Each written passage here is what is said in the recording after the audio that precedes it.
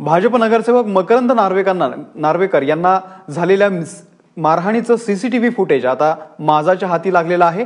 बाळासाहेबांबद्दल अपशब्द काढल्यानं आपण मारहाण केल्याचं शिवसेना नगरसेविकांनी म्हटलेलं आहे। वैभव परब आपल्या सोबत आहेत। वैभव, हे जे सीसीटीव्ही फुटेज आलेलं आहे, काय या संदर्भामध्ये अधिक अपडेट आहेत?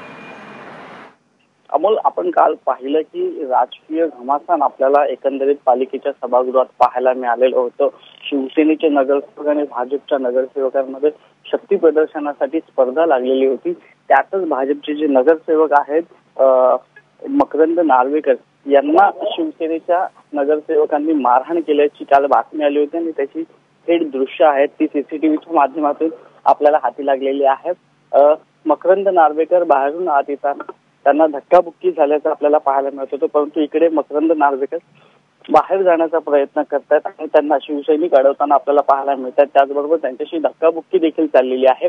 त्याच सीसीटीव्हीची मागणी आहे ती काल त्यांनी आयुक्तांकडे केली होती आणि त्या सीसीटीव्हीच्या माध्यमातून आता जे शिवसैनिक असतील त्यांच्यावर कारवाई होणार का, भाजप आता पुढे ऍक्शन घेणार का, हे पाहणं उत्सुकतेचं ठरणार आहे। अमोल, वैभव, या संदर्भात काही गुन्हा वगैरे दाखल होण्याची शक्यता आहे का? आता नेमकं भाजप पुढची काय पावलं उचलू शकतं?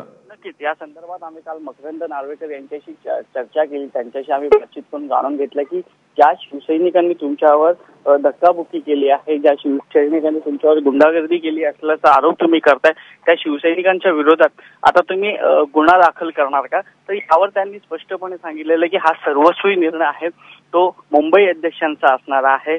सीसीटीव्ही मध्ये काय प्रकारचे फुटेज सापडतात त्यावर आशिष शेलार यांच्या निर्णयानुसार सल्लामसलतीनुसार नंतर यांच्यावर कारवाई करायची की नाही याचा निर्णय घेण्यात येईल। अमोल, धन्यवाद वैभव दिलेल्या या संपूर्ण माहितीबद्दल। तर काल नेमकी काय घटना घडली होती मुंबई महानगरपालिकेमध्ये, त्या कार्यक्रमामध्ये नेमकं काय घडलं होतं ते आपण एकदा पाहूया।